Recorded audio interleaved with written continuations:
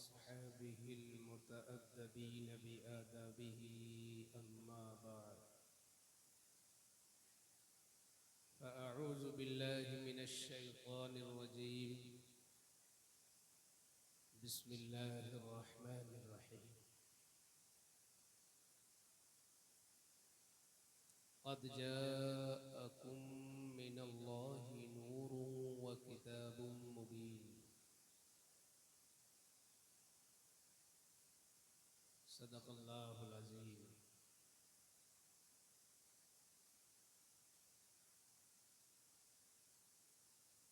मिंबर रसूल पर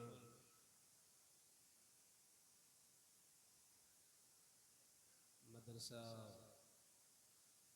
फ़रोग़ दीन के तमाम तलबाए किराम, बिलख़ुसूस सदर इदारा मुखलिस व करम फरमा आलिम नबील फ़ाज़िल जलील हज़रत अल्लामा मौलाना मुजीबुर्रहमान साहब और उनके शाना बशाना यहाँ के मुखलिस और मेहनती बाज़ौक़ जमी असातिज़े किराम, इस बज़्म नूर व नकहत में बड़ी देर से जलवा अफ़रोज़ मुसलमानान अहले सुन्नत ख़वातीन मिल्लत, अस्सलामु अलैकुम व रहमतुल्लाहि व बरकातुहू। पूरे साल जलसे होते हैं मगर आज की रात के जलसे की नौइयत और इसकी पहचान अलग है।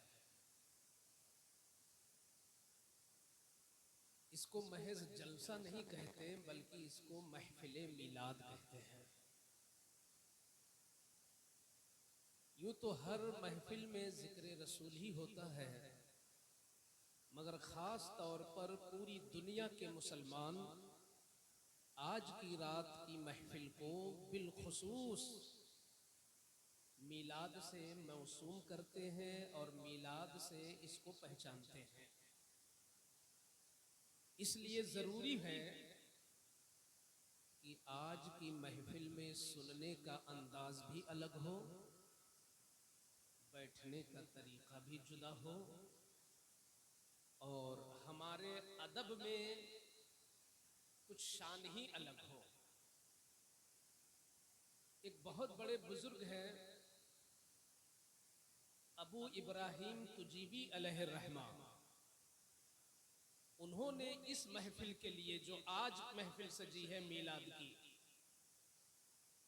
इस महफिल के बारे में फरमाया कि चाहे नात पढ़ने वाला हो, चाहे तकरीर करने वाला हो, चाहे तकरीर सुनने वाला हो, जितने भी लोग हाजिर होते हैं, बड़ी कीमती बात आपने फरमाई। कहते हैं जितने लोग इस महफिल में हाजिर हों, सब पर ज़रूरी है कि वो ये ख्याल करें कि अगर मैं हुजूर की महफिल में उनकी ज़ाहिरी ज़िंदगी में बैठता और मेरी आंखों के सामने मुस्तफ़ा होते तो मेरे दिल का आलम क्या होता, मेरा तसव्वुर क्या होता, मेरी कैफियत क्या होती।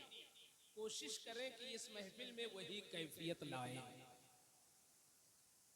जाहिर सी बात है कि अगर हमारा आपका दिल इस तरह भी हो जाए कि चाहे छोटा हो या बड़ा, पढ़ा हो या अनपढ़, सब लोग ये मिजाज बना ले कि मैं रूबरूए मुस्तफा हूं, मैं हुजूर के सामने हाजिर हूं, अगर ये तसव्वुर हो तो मुझे लगता है कि हमारी कैफियत वही हो जाएगी जो इमाम ने कहा कि जानो दिल होशो खिरत सब तो मदीने पहुंचे, क्यों नहीं चलते रजा सारा तो सामान ले। तो आज की महफिल में सारा सामान मदीने पहुंचाने वाला है। हम दीगर महफिलें करते हैं मगर आज वो शब है, वो शब है जिस शब पर सारी शब कुर्बान, आज वो रात है जिस पर दुनिया की सारी रातें कुर्बान। इसका लम्हा लम्हा इतना कीमती है कि अगर उसे सोने और जवाहरात से तौला जाए तो भी कम है, आज की रात का कोई हिस्सा जाए न होने पाए। बड़ी खुशी हुई मुझे इस वक्त ऐसा ताजा तरीन माहौल देखकर और ये जानकर कि ये बच्चे जो इतनी अच्छी नातखानी कर रहे थे ये मदरसे के तालिबे इल्म है माशाअल्लाह। ये बहुत खुशी की बात है। अल्लाह ताला मदरसा फरोग दीन को और फरोग अता फरमा दे। हजरात इजाजत हो, अगर वो तसव्वुर बसाए कि मैं हुजूर के सामने बैठा हूं तो मैं आका की मिलाद को कुछ शुरू कर दूं।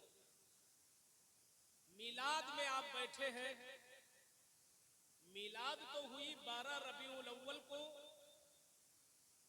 अब्दुल्लाह के घर में हजरत आमिना के आंगन में 1450 साल पहले की बात है, ये मिलाद हुई थी। लेकिन आपको मालूम होना चाहिए कि हुजूर का जो सफर है वो सफर 3 हिस्सों में है। डायरेक्ट आमिना की गोद में मुस्तफा नहीं आ गया, 3 हिस्से थे पहले। सबसे पहला मरहला यह है कि अल्लाह ने हुजूर को बनाया कब। एक मुसलमान के लिए जानना जरूरी है कि हुजूर को अल्लाह ने बनाया कब। तो सुन लो, जब कब भी नहीं था तब बनाया अल्लाह ने बनाया। फिर दूसरा मरहला यह है कि बनाकर रखा कहां और कहां कहां रखा और कैसे कैसे रखा, कैसे पहुंचे आमिना की गोद तक, ये दूसरा मरहला है। और तीसरा मरहला यह है कि जब दुनिया में आ गए निगाहों के सामने तो उस वक्त का मंजर कैसा था। जब इतनी चीजें बयान होती हैं तो वो मुकम्मल मिलाद हो जाती है। आओ सबसे पहले हम बताते हैं कि हुजूर सल्लल्लाहु अलैहि वसल्लम को अल्लाह ने कब बनाया। अगर हम इसको आला हजरत की किताब से बताएंगे तो लोग कहेंगे कि भाई हम आला हजरत को क्या जाने, ये तो अभी 150 साल के अंदर का मसला है, हमें पुरानी ऐसी बात बताओ जो कुरान और हदीस की हो, जो कुरान और हदीस की हो वो बात बताओ। तो इसलिए मैं ना आला हजरत का हवाला देता हूँ, ना सैयद सालाम मसूद गाजी का हवाला, ना मखदूम सिमना का हवाला, ना गौसे आजम का, ना गरीब नवाज का। सबसे पहले अल्लाह ने हुजूर को बनाया तो कब बनाया, कैसे बनाया। ये मदरसा है, इस मदरसे की कोई एक ही ईंट होगी जो पहली ईंट होगी। और हजरत पहली ईंट की बड़ी कीमत होती है। लोग बड़ी बड़ी शख्सियतों को खर्चा करके बुलाते हैं कि हजरत पहली ईंट रख दीजिए, संगे बुनियाद रख दीजिए। गोया कि जो संगे बुनियाद होती है वो बहुत अहम होती है। एक मस्जिद होती है तो मस्जिद की जो पहली ईंट होती है उसको कोई बुजुर्ग आदमी रखता है। मदरसे की जो पहली ईंट होती है कोई बुजुर्ग रखता है। हत्ता कि हम लोग मकान भी बनवाते हैं तो पहली ईंट किसी मोतबर, किसी परहेजगार से रखवाते हैं। इसका मतलब यह है कि पहली ईंट सबसे अफजल होती है। अब अगर आप इतनी समझ गए हैं, मैं इसलिए हिंदी की चिंदी करके बता रहा हूं कि हमारे बच्चे तलबा बैठे हैं, ये भी जाने और सीखें और इनको ये अंदाजा हो कि किस अंदाज में हम भी तकरीर बनाएं और कैसे आगे चल के हम अपने हुजूर का मिशन आगे बढ़ाएंगे। आज ही से इसका हमें इसके लिए तैयार होना है ज़हनी तौर पर, और हमें मिजाज बनाना होगा कि हुजूर का मिशन चूंकि कयामत तक चलेगा और इसके सिपाही कॉलेज और स्कूल में नहीं मदरसों में पैदा होंगे। हुजूर के मिशन के सिपाही हमेशा मदरसों में पैदा हुए हैं। और अल्लाह का शुक्र है, चाहे मस्जिद की इमामत हो, चाहे ईदगाह की इमामत हो, चाहे मिंबरों की खिताबत हो, चाहे हिंदुस्तान को आजाद कराने का मसला हो, जहां देखो वहां उलमा नजर आएंगे, जहां देखो वहां मदरसे का किरदार नजर आएगा। मदरसा बड़ा है।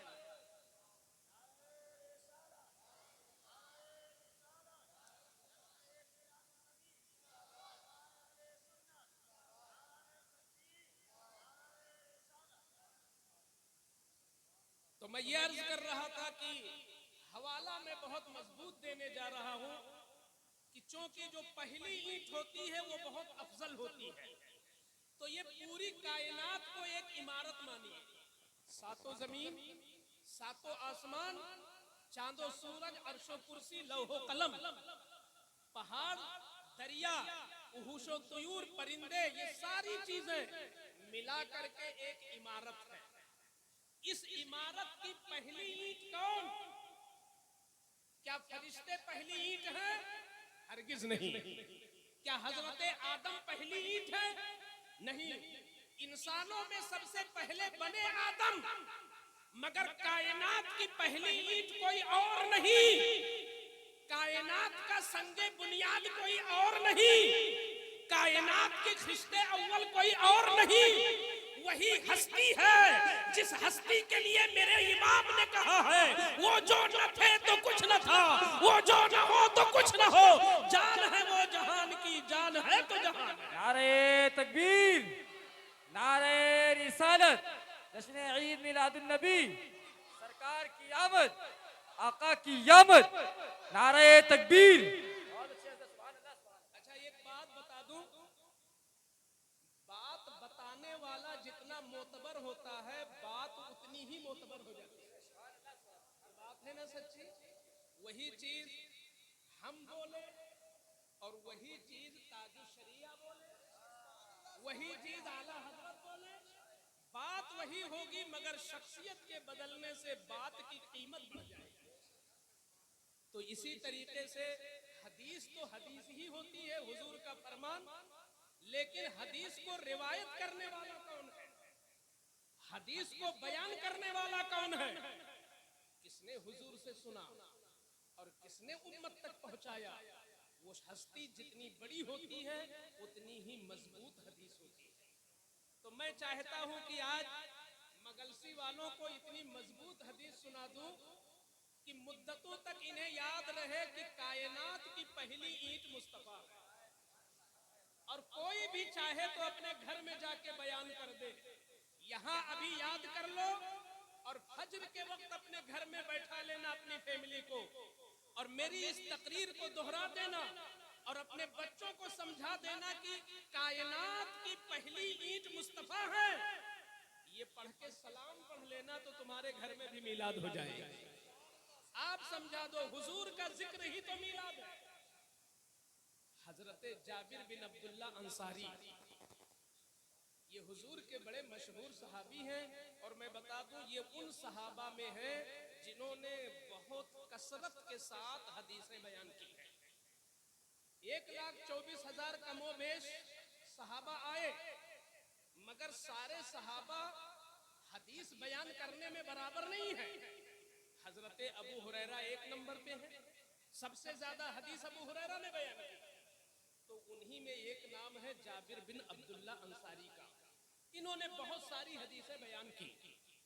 मैं इनका थोड़ा सा तारुफ करा दूं ताकि मैंने जो कानून बताया कि बात मजबूत कब होती है, बात बताने वाला जितना मजबूत होता है। तो मैं जो हदीस पेश कर रहा हूं उस हदीस के रावी हैं जाबिर बिन अब्दुल्ला। ये वो हस्ती है कि जब जंगे खंदक होने वाली थी और मदीना के चारों तरफ मुस्तफा जाने रहमत सल्लल्लाहु अलैहि वसल्लम के सहाबा फावड़ा लेकर के जमीन खोद रहे थे, मदीने की हिफाजत कर रहे थे, क्योंकि वो इतना नाजुक जमाना था कि आज नहीं सिर्फ मुसलमानों का वजूद मिटाया जा रहा है, ये इस्लाम पैदा हुआ है तो इस्लाम का दुश्मन भी साथ में पैदा हुआ। इस्लाम के पैदा होने से पहले यहूदी जमीन पर थे, और यहूदी इस्लाम के भी दुश्मन हैं और मुसलमानों के भी दुश्मन हैं। तो उस वक्त इतना एक नाजुक मरहला आया था कि चारों तरफ से, मदीने के चारों तरफ से यहूदी, मुनाफिक, मुशरिक, ये सब मिल करके मदीना को खत्म करना चाहते थे, और चाहते थे कि मदीना सेंटर है, मदीना मरकज है मुसलमानों का, इस पूरे शहर को बर्बाद कर दिया जाए। ये चारों तरफ के लोग घेर लिए मदीना।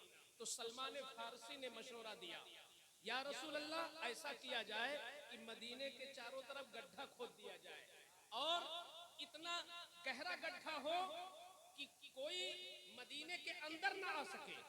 तो हुजूर ने कहा मेरे प्यारों तुम फावड़ा उठाओ, तुम्हारा हौसला बढ़ाने के लिए मैं भी फावड़ा उठाता हूं। ये मेरे हुजूर की हस्ती है कि दीन बचाने के लिए और मुसलमानों की इज्जत बचाने के लिए मुस्तफा ने फावड़ा भी चलाया है। इससे पता चलता है कि मेरे नबी जहां अमीरों के नबी हैं वहां गरीबों के भी नबी हैं। ऐ गरीबों, जब तुमको अपनी गरीबी पे अफसोस हो तो हुजूर का फावड़ा देख लेना कि हुजूर ने जमीन खोदने के लिए फावड़ा चलाया। तो जाबिर बिन अब्दुल्ला अंसारी भी उन्हीं खुश नसीबों में थे जो फावड़ा से जमीन खोद रहे थे। अचानक एक सहाबी हुजूर के पास आए, अर्ज करते हैं या रसूल अल्लाह सल्लल्लाहु अलैहि वसल्लम भूख बहुत लगी है। अब यहाँ हमें दर्स ये लेना है कि आज हमें 5 वक्त का मौका नहीं और हम 3 वक्त खाना खाते हैं, और बाज लोग तो 4 वक्त खाना खाते हैं। भाई मगरिब और असर के बीच में भी कुछ ना कुछ चला लेते हैं, तो सब जोड़ो तो सुबह अलग, फिर नाश्ता अलग, फिर लंच, दोपहर का खाना अलग, असर के वक्त, फिर ईशा के बाद, इतने खाने खाते हैं। अल्लाह इतना देता है, आज अल्लाह इतना देता है और हम 5 वक्त भी मस्जिद में नहीं जा पाते। ये हमारी कमजोरी है। मगर पिछले मुसलमानों की हालत जरा देखो कि दीन बचाने के लिए जमीन खोदते खोदते उनका पेट, उनकी पीठ मिल गई, पेट चिपक गया, मारे भूख के उनकी सांसें फूल रही थी। एक सहाबी पहुंचे, या रसूल अल्लाह थोड़ा सा खाना मिल जाए तो जमीन खोदने की ताकत आ जाएगी। मेरे आका ने फरमाया प्यारे खाना तो नहीं है, सब्र करो, अल्लाह जन्नत देगा। दूसरा सहाबी आया, या रसूल अल्लाह भूख बहुत है, कुछ मिल जाए तो ताकत आ जाए। मेरे आका ने पीठ पे हाथ रखी, सब्र करो सब्र करो। तीसरा सहाबी आया, उसने अपना कुर्ता उठा के दिखाया, या रसूल अल्लाह मारे भूख के मैंने देखिए पत्थर बांध रखा है। तो मेरे आका कहते हैं प्यारे तुमने एक पत्थर बांधा है, जरा मेरा पेट भी तो देखो। मुस्तफा ने जब पैराहन उठाया तो हुजूर के पेट पे 2-2 पत्थर बंधे थे, 2-2 पत्थर बंधे थे हुजूर के। ये किसकी शान है? ये उसकी शान है जिसके इशारे से चांद 2 टुकड़ों में बट जाता है, जो डूबा हुआ सूरज पलटा देते हैं। ये उनकी कैफियत है कि पेट पे पत्थर बांध रहे हैं। पेट पे पत्थर बांध कर मुस्तफा हमें सब्र की दावत सिखा रहे हैं, हमें सब्र का सबक सिखा रहे हैं कि अगर कभी गुर्बत आ जाए तो मुंह पे शिकायत मत लाना। जब तुम्हारे घर में चूल्हा न जले, तुम्हारे बच्चे जब भूख से तड़पे, जब तुम्हारे जेब में खर्चा न हो, जब तुम्हारे बच्चों के इलाज के लिए तुम्हारे पास इंतजाम न हो, तो अपनी गरीबी की शिकायत न करना, मुस्तफा की गरीबी याद करके सब्र कर लेना। ये नबी है, पेट पे पत्थर बांधे, 2-2 पत्थर। जाबिर बिन अब्दुल्ला की नजर पड़ी तो आंखों में आंसू आ गए, क्योंकि इनका घर बड़ा करीब था वहां से। तो अपनी अहलिया के पास गए और अहलिया से कहते हैं घर में कुछ है? तो उस दौर की बीवी थी, वो कितनी नेक थी। अर्ज करती हैं शौहरे नामदार, थोड़ा सा जौ है और एक बकरी का बच्चा है, क्या हुआ? फरमाते हैं कि हुजूर के पेट पे मैंने बंधा हुआ पत्थर देखा है, मुझसे बर्दाश्त नहीं होता, हुजूर की मेहमानी करना है, मुझे हुजूर की जियाफत करना है, खाना बनाओ। तो अहलिया ने कहा इसी बच्चे को ज़बा कर दो और थोड़ा सा जौ है मैं उसे पीस लेती हूँ चक्की में और मैं रोटी बनाती हूँ, जाओ हुजूर को दावत दे दो। बुखारी शरीफ किताबुल इल्म की हदीस है। उन्होंने बुखारी शरीफ जिल्द 2 की हदीस है। गए तो बीवी ने कहा कि शौहर सुनो, वहां पे सहाबा बहुत है, खाना कम है, सहाबा बहुत है, खाना कम है, चिल्ला के दावत न देना, कान में चुपके से दावत देना, वरना जब ज्यादा लोग आ जाएंगे तो बेइज्जती हो जाएगी। तो वो गए और हुजूर के कान के करीब धीरे से अर्ज करते हैं, या रसूल अल्लाह सल्लल्लाहु अलैहि वसल्लम आपकी दावत है और अगर आप चाहे तो 1-2 लोगों को और ले ले साथ में। तो जब जाबिर दावत दे चुके तो हुजूर की शान देखो, हुजूर बुलंद आवाज से कहते, ऐ सहाबियों सुनो, चलो सबकी दावत जाबिर के घर में है। ये हुजूर ने अपने इख्तियार से किया। ये वो कर रहे हैं जिनका नाम मोहम्मद है। ये वो इख्तियार दिखा रहे हैं जिनका नाम जमीन पर मोहम्मद है, आसमान में अहमद है। जरा उनका पावर तो देखो। जाबिर ने कहा कुछ एक दो को ले लीजिए और 700 सहाबा थे। हुजूर ने कहा चलो सबकी दावत है। तो हुजूर जब चले तो 700 सहाबा चले। कितनी बड़ी लाइन रही होगी। हुजूर जाबिर की झोपड़ी छोटी सी, अहलिया ने निगाह निकाला तो क्या देखा कि पूरी कतार दर कतार आ रही है, तो अंदर बैठ भी नहीं सकते। तो उनको कोसने लगी। मैंने कहा था चुपके से दावत देना, ये आपने क्या कर दिया? अरे कहाँ बिठाएंगे, क्या खिलाएंगे? अभी तो हुजूर के सामने बेइज्जती हो जाएगी। तो जाबिर कहते हैं मेरी रफीका मुझे मत कोसो, मैंने तो तुम्हारे कहने के मुताबिक धीरे से दावत दी थी। ये तो हुजूर अपनी मर्जी से ला रहे हैं, और जब हुजूर ला रहे हैं तो वही खिलाएंगे भी। जब हुजूर ला रहे हैं तो हुजूर खिलाएंगे। मेरे आका ने कहा ऐ जाबिर अपनी अहलिया से कह दो कि आटा गूंद के छोड़ दे, सालन चढ़ा के छोड़ दे, ढक्कन मत खोले। मैं आता हूं तब आगे कार्रवाई बढ़ेगी। हुजूर पहुंचे, गुंधे हुए आटे में अपना लुआब डाला, देगची में जो सालन था ढक्कन उठाया, लुआब डाला, और हुजूर ने कहा कि तुम्हारे खानदान में जितनी रोटियां बनाने वाली हैं सबको बुला लो, सबको बुला लो। अहलिया कहती है जाबिर से कि थोड़ा सा तो आटा है, मैं खुद बना लूंगी। लेकिन हुजूर कहते हैं सबको बुलाओ, जितनी बनाने वाली है सबको बुलाओ। और सुनो, एक एक बोटी निकाल के देते जाओ, ढक्कन खोलना नहीं। ढक्कन खोल के निकाल लो फिर बंद कर दो, खोल के निकाल लो फिर बंद कर दो। 700 सहाबा का पेट भर गया। 700 सहाबा का पेट भरा। पूछने वाले ने हजरत जाबिर से पूछा ऐ जाबिर तुम्हारे घर में इज्जत तुम्हारी कैसी बची? जब जंगे खंदक के भूखे मुजाहिदीन की जमात तुम्हारे झोपड़ी में पहुंची तो क्या हुआ तुम्हारी सालन और तुम्हारी रोटी का? तो जाबिर कहते हैं सुनो, उनकी तादाद 700 थी, लेकिन चूंकि हुजूर बुला के लाए थे, मेरा अकीदा यह है कि अगर 700 के बजाय 7 लाख होते तो भी काफी होता, क्योंकि अल्लाह ने हुजूर को मुख्तार बनाया। ये जाबिर हैं जिनके जरिए वो हदीस में सुनाने जा रहा हूं। अब जाबिर की शख्सियत जान गए, अब सुनिए आगे हदीस।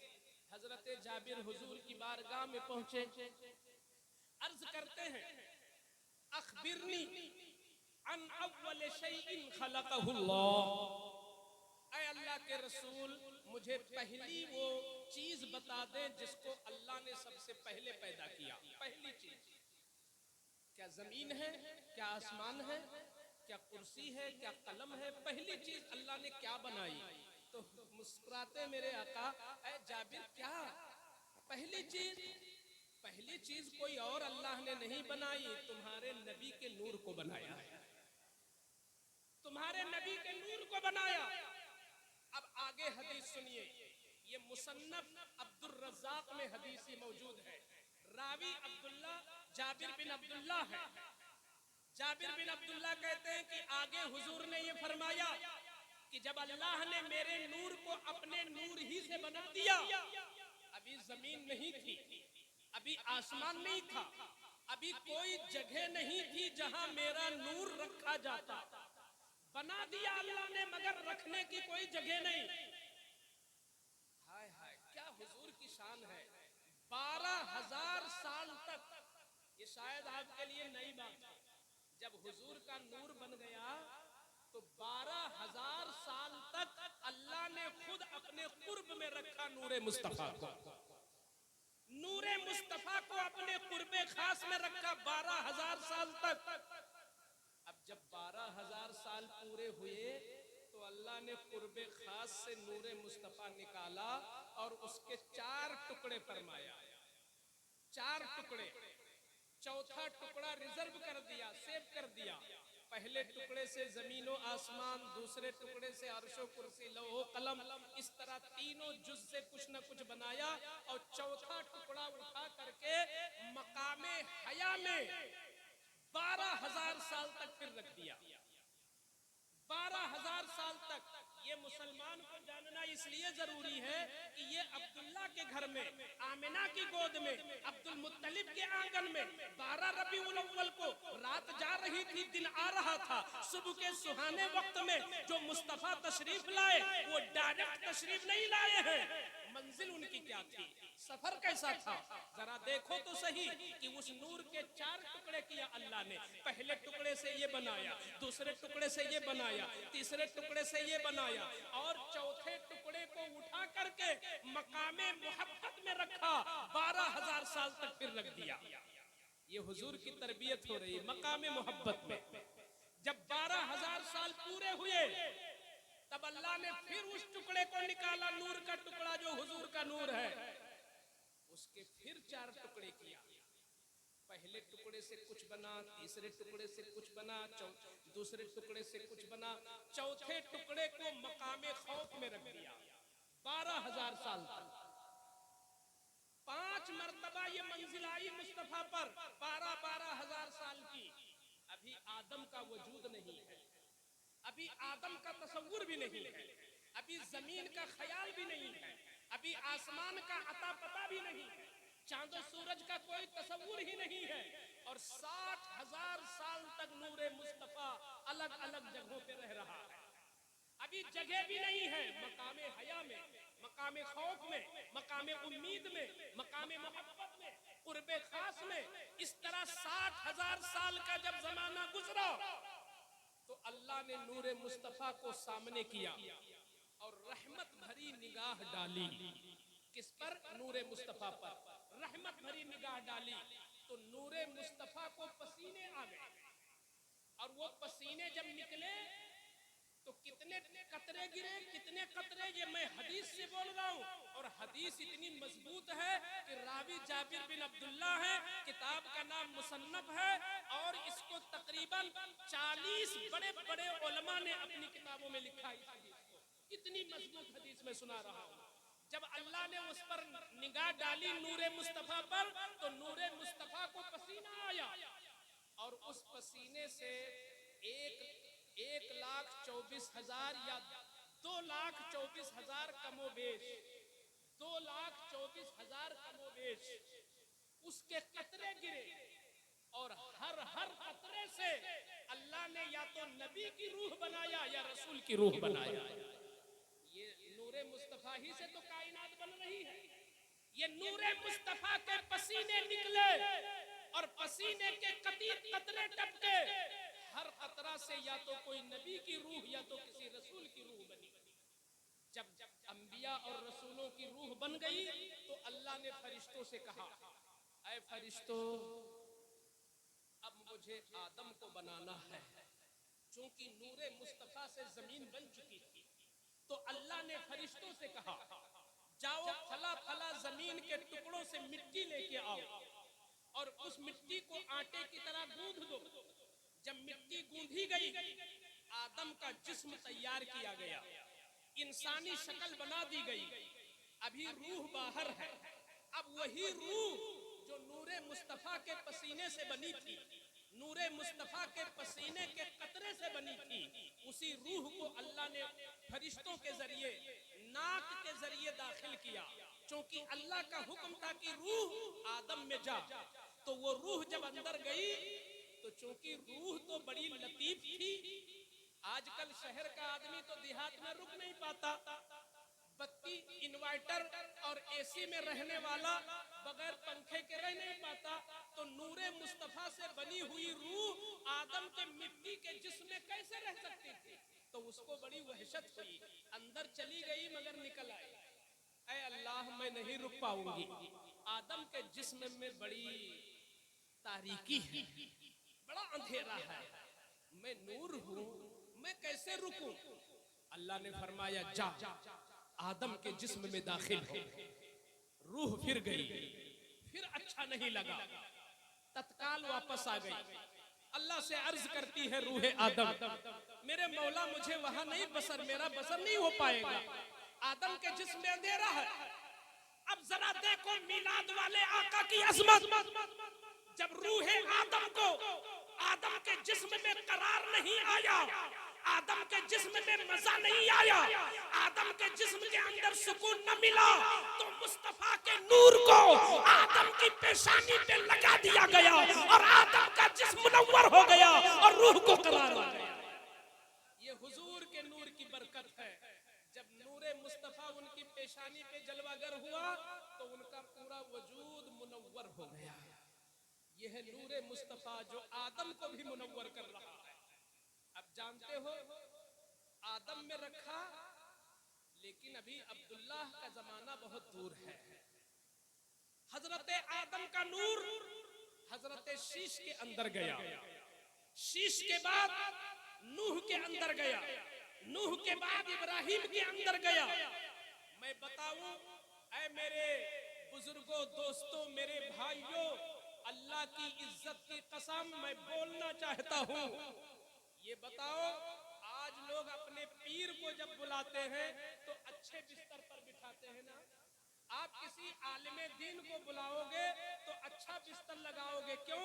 इसलिए कि आने वाला मोहतरम है तो बिस्तर भी मोहतरम। इंसान की यह फितरत है कि जितना मुअज्जज मेहमान होता है उसका बिस्तरा उतना अच्छा होता है। ये बताओ हुजूर के नूर से बेहतर है कोई चीज कायनात में?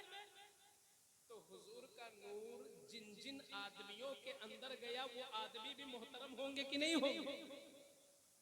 क्या ऐसा हो सकता है कि किसी आदमी की पेशानी में नूरे मुस्तफा हो और वो आदमी कुफ्र करे?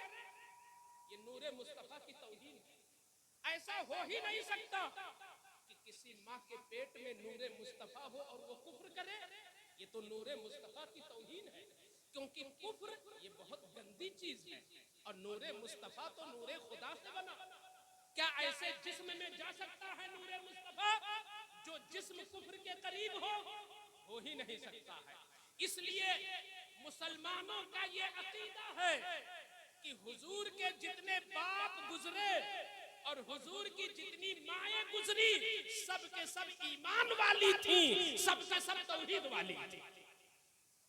अब कुछ लोग कहते हैं कि अब्दुल्ला ईमान कब लाए? अभी तो हुजूर पैदा भी नहीं हुए और उनके बाप अब्दुल्ला दुनिया से चले गए, क्योंकि जब हुजूर पेट ही में थे तो बाप का साया उठ चुका था। हुजूर पेट ही में थे और बाप का साया उठ चुका था। और अम्मा अभी हुजूर अभी बचपन में है, 5-6 साल की उम्र की, और वालिदा भी दुनिया से चली गई। तो ऐलाने नबुव्वत तो 40 साल की उम्र में किया हुजूर ने। तो ये बताओ 40 साल में ऐलान किया कि मैं नबी हूँ, उससे पहले तो कहा नहीं किसी से कि ईमान लाओ? तो जब उससे पहले कहा नहीं तो आमिना ईमान कहाँ लाई? अब्दुल्ला जो आपके वालिद थे उनको ईमान लाने का मौका कहाँ मिला? तो एक आदमी को शुबा हो गया कि इसका मतलब ना आमिना ईमान वाली थी ना अब्दुल्ला ईमान वाले थे। कहो माज़अल्लाह। मैं ये बहुत पॉइंट की बात सिखा रहा हूँ। अगर अपने आका के बारे में हमारा अकीदा सही नहीं हुआ तो मिलाद भी बेकार। अगर अपने हुजूर के बारे में हमें सच्ची मालूमात ना हो सकी तो यूं ही उनके बारे में चिल्लाने से कोई फायदा नहीं। पहले हुजूर की अज़मत हम पहचाने। अगर कोई आपसे कहे कि हुजूर ने तो 40 साल की उम्र में ऐलान किया कि मैं नबी हूँ, तो अब्दुल्ला तो थे नहीं तो ईमान कहाँ लाए? आमिना तो थी नहीं तो ईमान कहाँ लाई? तो आप कैसे साबित करोगे कि नहीं वो ईमान वाली थी? तो मैं बताता हूँ कैसे साबित करोगे। उनसे कहना भाईजान आप सोचो जरा कि हुजूर ने जब ऐलान किया कि मैं नबी हूँ तो उस वक्त नबी को नबी मानना जरूरी हुआ, और जब तक नबी ने ऐलान नहीं किया था उससे पहले अल्लाह को एक मानना ही काफी था। उससे पहले अल्लाह को एक मानना ही काफी था। तो अब्दुल्ला भी अल्लाह को एक मानते थे, आमिना भी अल्लाह को एक मानते थे, तो इसलिए वो ईमान वाले। समझ गए दलील? आपके दादा अब्दुल मुत्तलिब भी अल्लाह को एक मानते थे। हजरत आपके जितने बाप दादा गुजरे सब अल्लाह को एक मानने वाले थे। इसलिए सब के सब मोमिन थे। अब एक चीज मैं और बता दूं, ये जो लोग कहते हैं भाई कलमा नहीं पढ़ा, कलमा नहीं पढ़ा, तो मैं आज साबित कर दूंगा इस गांव के अंदर इस मदरसे में बैठकर कि हुजूर की वालिदा ने कलमा भी पढ़ा और हुजूर के वालिद ने भी कलमा पढ़ा। कैसे? इस हदीस की रिवायत करती है हजरत आयशा, और इनकी शान कोई थोड़ी मोड़ी कम है क्या? इनकी शान, अरे जिनके बारे में कुरान उतर जाए उस औरत का क्या कहना, जिनके बारे में हुजूर खुद फरमाते हैं कि ऐ मेरी उम्मत की औरतों, तुमको तो आधा दीन मेरी आयशा से मिलेगा। गोया कि आधा दीन मिलकर के खदीजा बयान कर रही हैं, मैमूना बयान कर रही, उम्मे सलमा बयान कर रही हैं, हजरत सौदा बयान कर रही, हजरत हफ्सा बयान कर रही, हजरत जुवैरिया बयान कर रही, हजरत सफिया बयान कर रही हैं। तमाम औरतें मिलकर आधा दीन और आयशा तन्हा आधा दीन बयान कर रही हैं। वो शान है आयशा की, वो शान है आयशा की।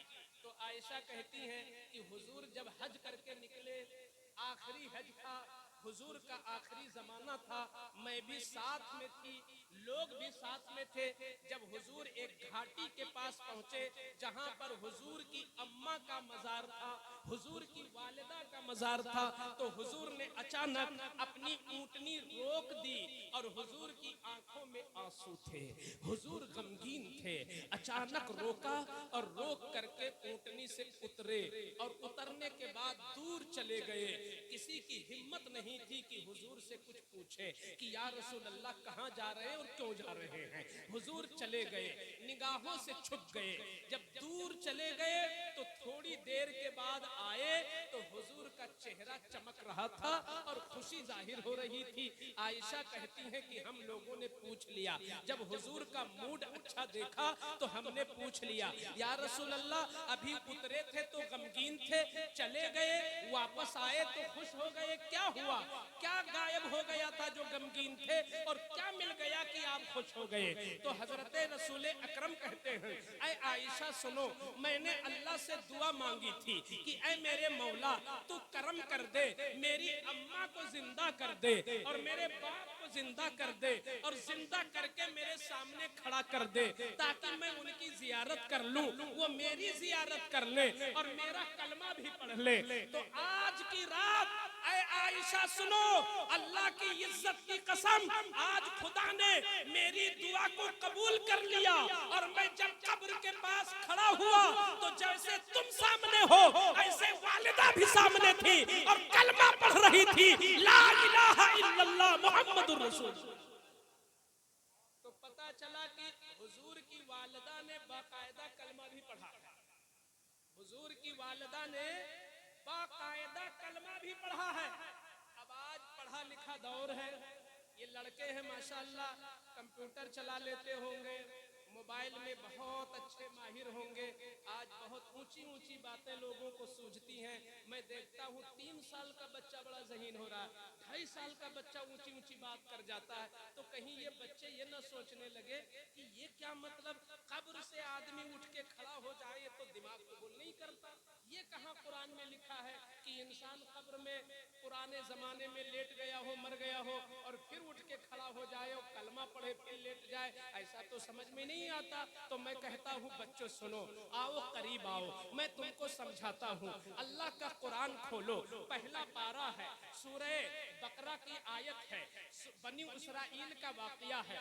बनु इसराइल में एक शख्स था, ये मैं कहानी नहीं सुना रहा हूँ बल्कि ये वाकया खुद कुरान की आयतों में मौजूद है। तो मैं कुरान की आयत का मतलब बता रहा हूँ कि बनु इसराइल में एक शख्स था जो बड़ा मालदार था, उसकी कोई औलाद नहीं थी मगर उसका भतीजा था।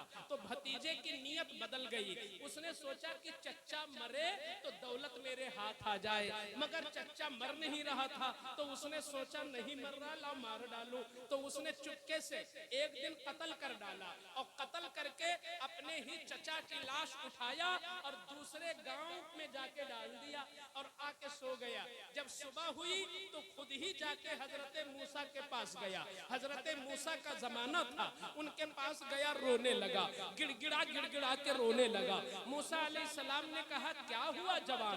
अर्ज करता है या अल्लाह के नबी दुआ कर दीजिए, किसी ने मेरे चचा को मार डाला, किसी ने मेरे चचा को मार डाला, फला गांव में लाश पड़ी हुई है, चलिए आप बताइए किसने मारा है। ये झूठ बोल रहा था भतीजा, खुद ही काला काम करके और आके नबी के पास झूठ बोल रहा है। तो अल्लाह के नबी हजरत मूसा ने दुआ किया, मेरे मौला तू जाहिर कर दे कि इसका कातिल कौन है, किसने इसको मारा है।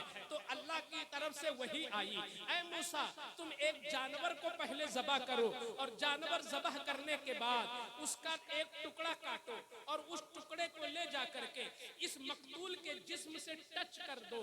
उस टुकड़े के टच करते ही वो मकतूल जिंदा होगा और अपने कातिल का नाम बता देगा, जिसने भी मारा है वो बता देगा। ये कहानी नहीं है मखदूम सिमना की लताइफ़े अशरफी नहीं पढ़ रहा हूँ, ये किसी मुसन्निफ की किताब नहीं पढ़ रहा हूँ, ये सूरे बकरा की आयतों का मतलब बता रहा हूँ कि अल्लाह ने कहा ऐ मूसा एक जानवर जो ऐसा ऐसा हो उसको जाके ज़बह करो और ज़बह करने के बाद उसका गोश्त काटो और काटने के बाद इस मरे हुए आदमी के जिस्म से लगा दो, ये जिंदा भी होगा और अपने कातिल का नाम बता देगा।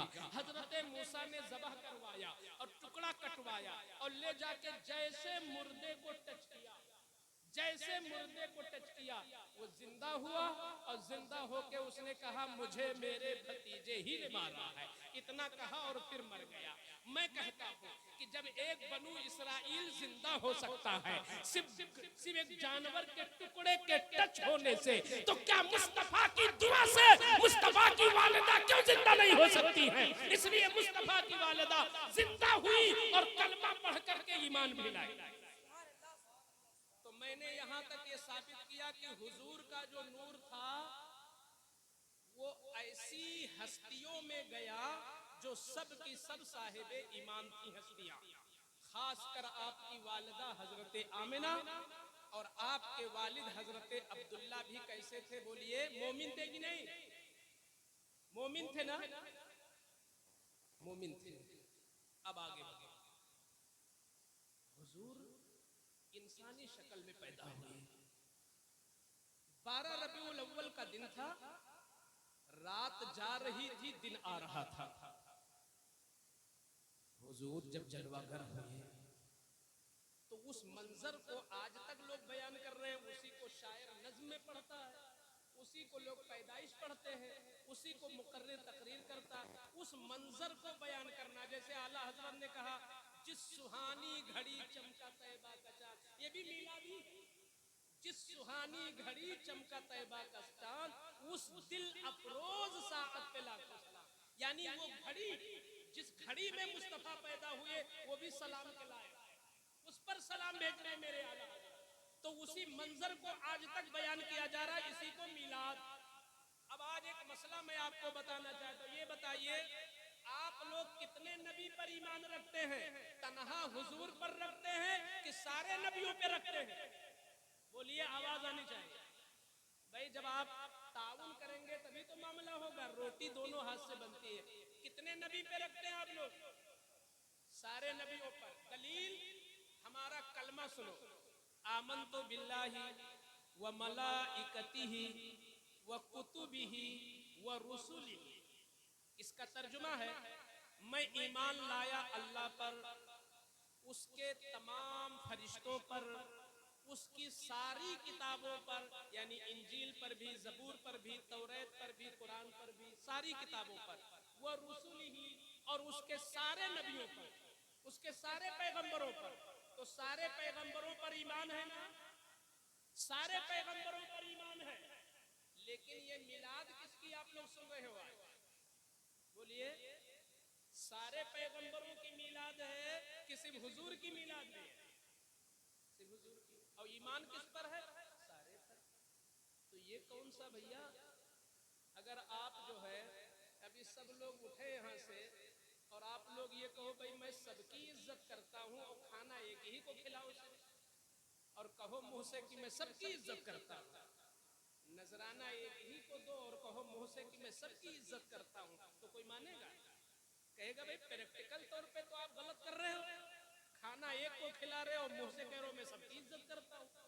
तो ऐसे कोई आपसे पूछ ले कि आप लोग मुंह से कहे तो मैं सारे नबियों पर ईमान रखता हूं और मिलाद सिर्फ मुस्तफा की पढ़ते हो, मिलाद सिर्फ मुस्तफा की पढ़ी जाती है कि किसी और की पढ़ी जाती है? चाहे छोटी मिलाद हो, चाहे बड़ी मिलाद हो, चाहे छोटी महफिल हो, चाहे बड़ी महफिल हो, चाहे जब हो, यहाँ हो, वहाँ हो, हिंदुस्तान में हो, अमेरिका में हो, पाकिस्तान में हो, जहां भी मिलाद होती है सिर्फ हुजूर की। और मुसलमान दावा करता है कि मैं ईमान सब पे रखता हूँ।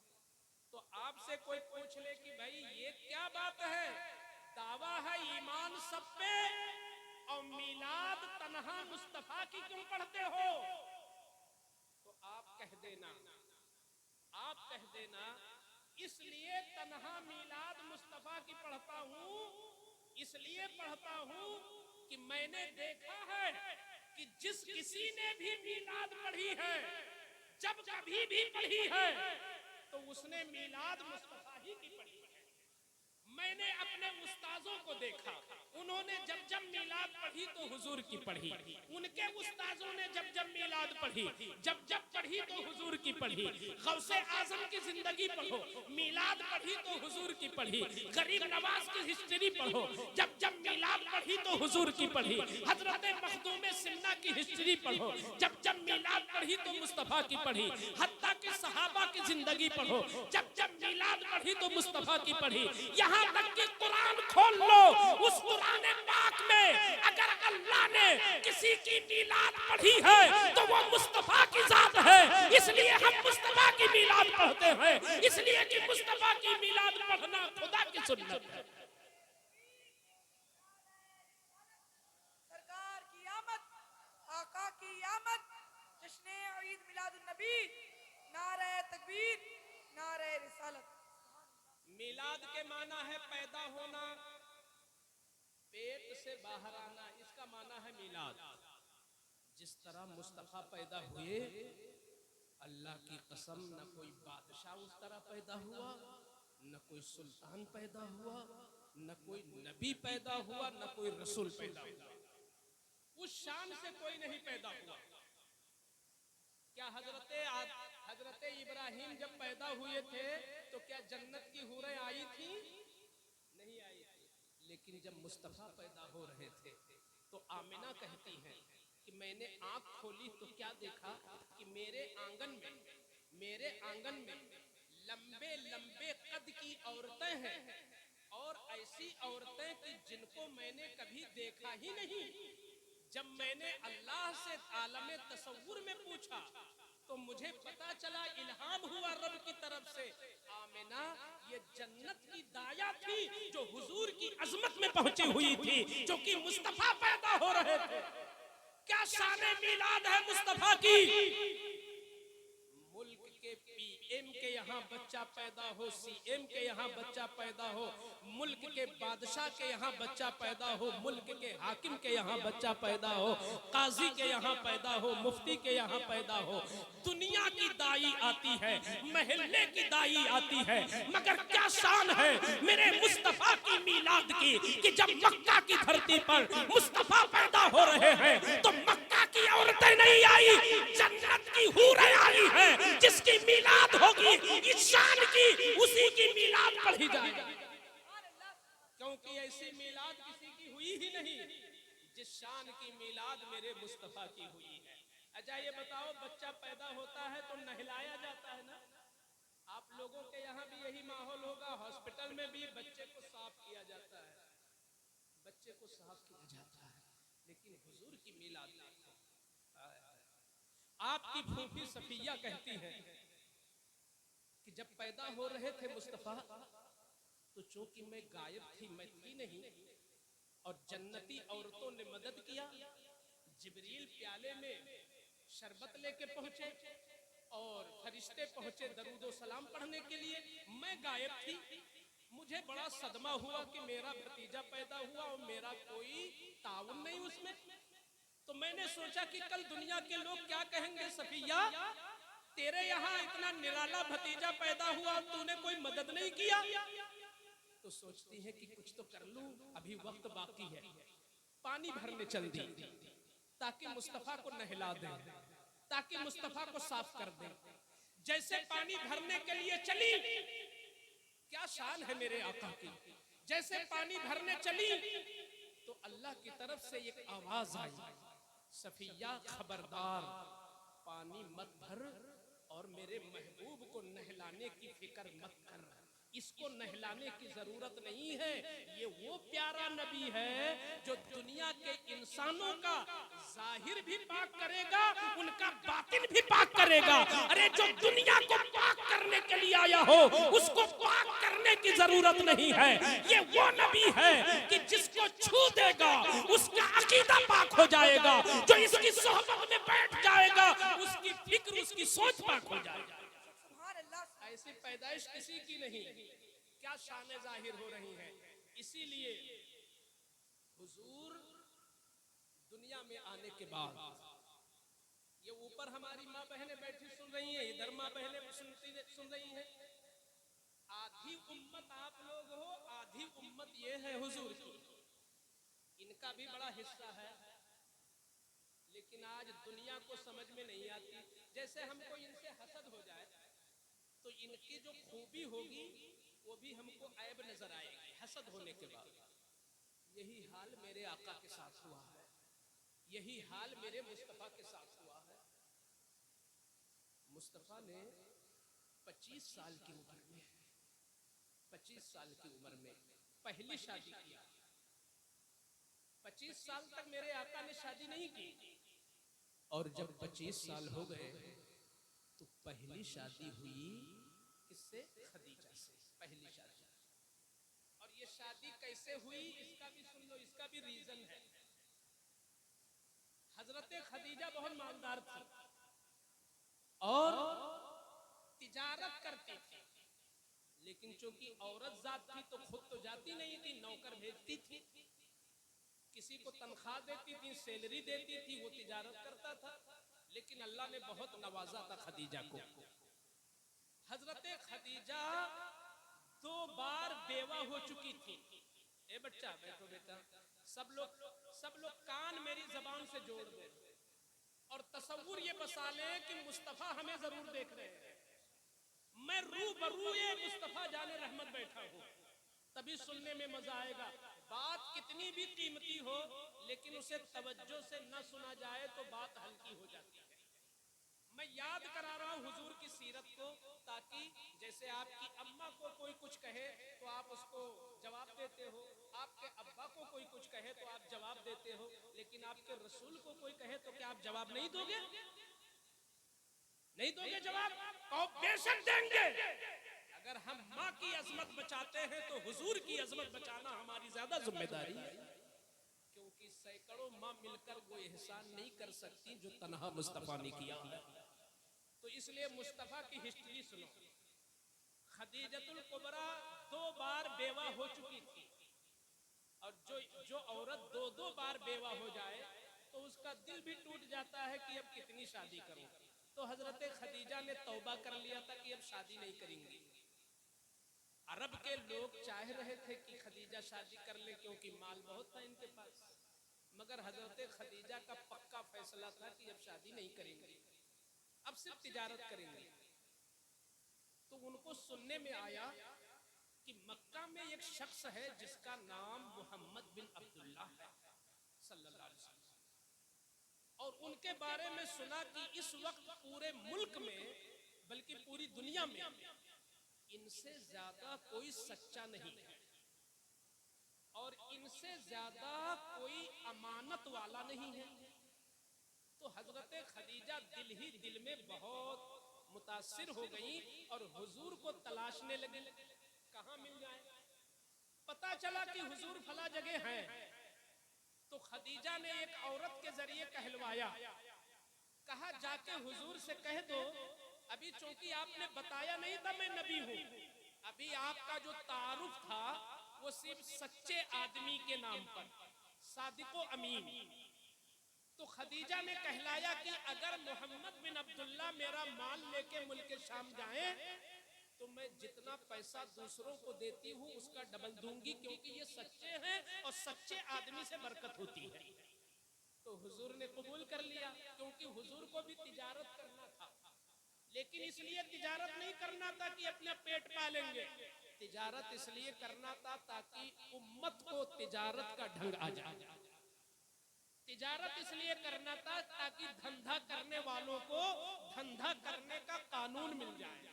तो इसलिए नबी को भी जरूरत थी तिजारत की। तो जब खदीजा ने कहा कि मैं सैलरी डबल दूंगी, ऐ मोहम्मद बिन अब्दुल्ला आप चले जाएं, तो हुजूर ने कबूल कर लिया। जब जाने लगे माल ले जाकर, तो खदीजा ने अपना गुलाम जिसका नाम मैसरा था उसको बुलाया और कहा कि ये गुलाम है मेरा, इसको भी साथ में रखिए, क्योंकि माल उतारना होगा, माल लादना होगा, तो आपकी मदद कराएगा ये। तो हुजूर ने उसको भी साथ में ले लिया और मुल्क शाम की तरफ चल दिए। जब मुल्क शाम पहुंचे तो शहरे बसरा में आपने अपना सामान उतारा, ऊंट को बांधा और हुजूर बैठ गए। सामने एक गिरजा घर था। गिरजा घर का मतलब जैसे मुसलमानों की मस्जिद होती है, ऐसे ही पादरियों का गिरजा घर होता है। तो वहाँ एक बहुत बड़ा पादरी था जिसका नाम था नस्तूरा। वो बहुत बड़ा आलिम था, तौरेत पढ़ा था, इंजील पढ़ा था, ज़बूर पढ़ा था, पुरानी किताबों का बहुत बड़ा आलिम था। जब उसने हुजूर का चेहरा देखा तो ऊपर से नीचे आया, और नीचे आने के बाद हुजूर का जो खादिम था नस्तूरा, हुजूर का जो खादिम था मैसरा, उसको बुलाया और बुलाने के बाद चुपके से पूछता है, अंदाज जरा देखो, पूछता है ये बताओ, ये जो गोरे शख्स बैठे हैं माल उतार करके, ये जो गोरे गोरे चमकदार चेहरा, ये बताओ है कौन? तो मैसरा ने कहा कि इनका नाम है मोहम्मद बिन अब्दुल्ला और इनका घराना है हाशमी, और ये दुनिया में सादिको अमीन के नाम से जाने जाते हैं, सच्चे। तो उस पादरी ने कहा वो सुनो, उस पादरी ने कहा ऐ मैसरा सुन, वो सिर्फ हाशमी ही नहीं है, वो सिर्फ सादिको अमीन ही नहीं है, बल्कि मैं कहता हूं वो नबी और रसूल भी है। अभी हुजूर ने नबूवत का ऐलान नहीं किया, क्या शाने मुस्तफा है, गैर भी गवाही दे रहा है। अभी मेरे आका ने फारान की चोटी पे खड़े होकर नहीं कहा कि मैं नबी हूं, मगर एक पादरी कह रहा है कि मैं कहता हूं ये नबी और रसूल है।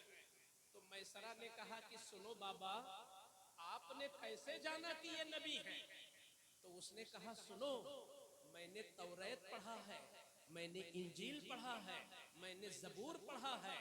आज तक उस जगह पर जहां ये बैठे हैं नबी के सिवा कोई बैठा ही नहीं है वहां, और जो इनका अंदाज है बैठने का, ये नबी ही के बैठने का अंदाज होता है।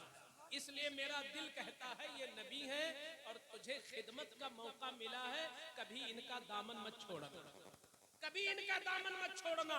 और सुन, अगर मैं जिंदा रहा और इन्होंने अपने नबी होने का ऐलान कर दिया तो सबसे पहले मुसलमान मैं बनूंगा, ये उस पादरी ने कहा। तो मैसरा बहुत खुश हुआ। जब हुजूर ने अपना माल बेच डाला तो वापस चले मक्का की तरफ। जब मक्का पहुंचे तो हजरते खदीजा मकान के छत पे बैठी थी और हुजूर की आमद को देख रही थी। तो उन्होंने क्या देखा कि पेड़ का अता पता नहीं और हुजूर धूप में चल रहे मगर सर पे साया भी चल रहा। ये खदीजा ने देखा। अल्लाह अल्लाह, ऐ मगलसी वालों मुबारक हो, तुम उस नबी की मिलाद सुन रहे हो जिनकी ये शान है, सारी शानें कुर्बान हो जाए शान मुस्तफा पर। खदीजा ने कहा पेड़ का अता पता नहीं, साया सर पे था और ऐसा लग रहा था कि जैसे आसमान से बारिश की जगह नूर की बारिश हो रही है। तो खदीजा बहुत दिल में मुतासिर हुई। अब तक तो सोचा था कि सच्चे हैं, अब ये जाना सिर्फ सच्चे ही नहीं है, कुछ और भी हैं, इनमें बड़ा दम है, इनमें कुछ है। तो जैसे हुजूर अंदर पहुंचे, माल के बारे में बताया, तो खदीजा सुनकर हैरत में रह गई कि अब तक उतना ही माल जितने पैसे में बिकता था, ठीक 2 गुना फायदा हो गया हुजूर के जरिए। तो मैसरा को बुलाया खदीजा ने, कहा कि ऐ नौकर जरा सुन, अभी क्या था कि जब तुम दोनों लोग आ रहे थे तो मैंने देखा कि मकान, मैंने देखा कि पेड़ नहीं मगर पेड़ों का साया हुजूर पर है और नूर की बारिश हो रही, बताओ तुमने भी कुछ देखा क्या? तो मैसरा ने कहा, मालिका अगर मुझे मेरी बात मानो तो मैं बताऊं, ये जो तुमने देखा है कुछ नहीं देखा है, मैंने बहुत कुछ देखा है रास्ते में।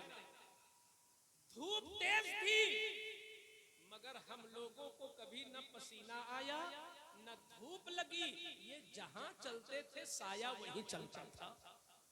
और आए मालिका सुनो, सिर्फ साया ही नहीं चला बल्कि वक्त के बहुत बड़े पादरी ने बशारत दी है कि ये नबी भी है, रसूल भी है।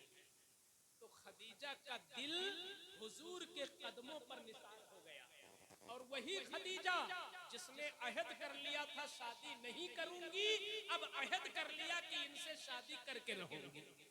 यही वजह बनी। मेरे आका ने नहीं कहा था खदीजा से तुम शादी कर लो, बल्कि खदीजा ने पैगाम भेजा कि मैं निकाह करना चाहती हूं। मैं बताऊं, आज पादरी, ईसाई, यहूदी, मगरबी लोग हुजूर की सीरत पर उंगली रखते हैं और जानते हो क्या कहते हैं? मुझे तो बोलने में डर लगता है कि कैसे बोलूं इतनी बड़ी बात। वो लोग कहते हैं कि मुसलमानों के नबी कितने बड़े लालची थे कि उन्होंने बूढ़ी औरत से पैसे की लालच में शादी कर लिया। कहो माज़अल्लाह। ये मैं इसलिए बता रहा हूं ताकि आपके सामने बात आए तो आप जान सको कि हकीकत क्या। हुजूर ने तो कहा नहीं था कि शादी कर लो, ये तो आयशा कुर्बान हो गई, ये तो खुद खदीजा कुर्बान हो गई। दूसरी बात, अब मैं बताना चाहता हूं कि इस शादी में हुजूर की लालच है या हुजूर की बहुत बड़ी करामत है और हुजूर की बहुत बड़ी शादी में। आज का दौर, जो आज का जमाना है, यहाँ ये जितने नौजवान बैठे हैं, 18 साल के हो या 20 साल के हो या 25 साल के हो या 21 साल के हो, अगर मौलाना मुजीबुर रहमान साहब किसी से कह दे, बेटा गांव में एक बूढ़ी औरत है, बेवा हो गई है, उम्र उसकी 40 साल है, बेटा तुम 25 साल के हो, जरा शादी कर लो उनसे, अल्लाह तुमको जजा देगा, अल्लाह तुमको सवाब देगा, तो क्या वो जवान मानेगा इनकी बात? मुंह फेर के चला जाएगा, कहेगा मेरी लाइफ खराब कर रहे हैं, मेरी जिंदगी खराब कर रहे हैं। मैं 25 साल का हूँ, वो भी 40 साल का की बेवा, और वो भी डबल बेवा, और वो भी 4 बच्चे, मैं इतना बोझ कहां से उठाऊंगा? मेरी जिंदगी बर्बाद कर रहे हैं मौलाना साहब। कोई नहीं मानेगा। गोया आज का ये जवान भी 40 साला बेवा को नहीं कबूल कर रहा, मगर मेरे हुजूर क्या मोहताज थे औरत के? अरे हुजूर का हुस्न तो इतना जबरदस्त हुस्न था कि जब असलियत पे आ जाते थे हुजूर ना, तो चांद भी छुप जाता था हुस्ने मुस्तफा को देख करके। वो शान थी मुस्तफा की। अरब के बड़े बड़े बादशाह सोचा करते थे कि मौका मिल जाए तो मैं अपनी लड़की को इनके निकाह में दे दूं हुस्ने मुस्तफा को देखकर। कुंवारी लड़कियां तरसती थी हुजूर के अक़्द में आने के लिए। और उस जमाने में बेवाओं का हाल क्या था? जब किसी औरत का शौहर मर जाता तो उसके सर के बाल को छील दिया जाता। मेरी माँ बहनें इस बात को जरा दिल के कान से सुने और सोचें कि नबी का कितना बड़ा एहसान उनके ऊपर है। अभी हुजूर पैदा नहीं हुए, अरब का हाल ये था कि किसी औरत का शौहर मर जाता तो उसके सर के बाल को छील दिया जाता, गधे की पीठ पर बिठाया जाता और महल्ले में घुमाया जाता। छोटे छोटे लड़के पत्थर और कंकड़ी मारते और चारों तरफ से ऐलान होता ये मनहूस औरत है, इसका शौहर मर गया है। कितने बदतमीज थे लोग। अगर किसी औरत का शौहर मर जाए तो वो तो काबिले रहम है, वो काबिले रहम है कि उसका शौहर मर गया। मगर ये मक्का के लोग कैसे थे कि उसको मनहूस कहते थे। उसको कमरे में बंद कर देते कि कोई इसको देखे ना, वरना काम नहीं होगा, ये मनहूस है, इसका चेहरा मत देखो क्योंकि ये बेवा हो गई। बेवाओं की कोई इज्जत ही नहीं थी जमीन पर, बेवाओं का कोई मर्तबा नहीं था जमीन पर, बेवाओं को कोई पूछने वाला नहीं था जमीन पर, बेवाओं का कोई सहारा नहीं था जमीन पर। ये तो मुस्तफा की शान है कि 25 साल की उम्र में 40 साल खदीजा से निकाह करके बेवा की इज्जत को बढ़ा दिया और बेवा का मकाम बढ़ा दिया। ये शान मुस्तफा।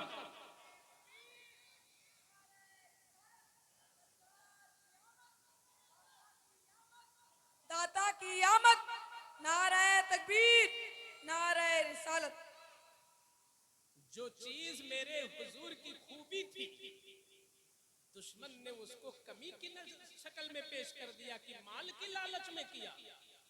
मैं पूछना चाहता हूँ, क्या खदीजा का माल मेरे मुस्तफा ने अपने ऊपर इस्तेमाल किया? तारीख पढ़ने वालों, तारीख के साथ बददयानती मत करो। हुजूर ने खदीजा के माल से कभी जुब्बा नहीं बनवाया, हुजूर ने खदीजा के माल से घर में खाना नहीं बनवाया। हुजूर ने जो खदीजा का माल था, उस माल को इस्तेमाल करके गरीब मुसलमानों को पाला था और इस्लाम को बढ़ाया था। हुजूर ने अपने ऊपर नहीं खर्चा। इसलिए ये कहने वाले झूठे हैं जो कहते हैं कि मालदार औरत से नबी ने शादी किया माल की लालच में। अरे उनको माल की लालच क्या होगी जिनकी शान ये हो कि खुद फरमाते हैं, ऐ सहाबियों सुनो, अगर मैं चाह लूं तो मक्का और मदीना के जो पहाड़ हैं वो सोना बन जाएं और सोना बनकर मेरे पीछे पीछे दौड़ने लगे। वो हुजूर जो पहाड़ों को सोने में तब्दील कर दे, उन्हें खदीजा के माल की कोई लालच नहीं थी। हाँ, एक लालच थी।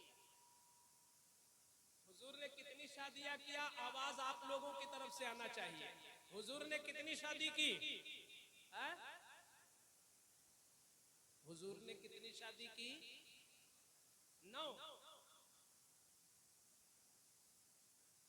11। हुजूर ने 11 शादी की। मैं तारीख सिखा रहा हूं दोस्तों, तारीख। ये मीलाद की महफिल है, तो मीलाद वाले नबी पर जो इतराज होता है, उनकी उम्मत, वफादार उम्मत को जानना जरूरी है ताकि जो गलत बोले तो उसका हम जवाब दे सकें। हुजूर ने 11 शादी की।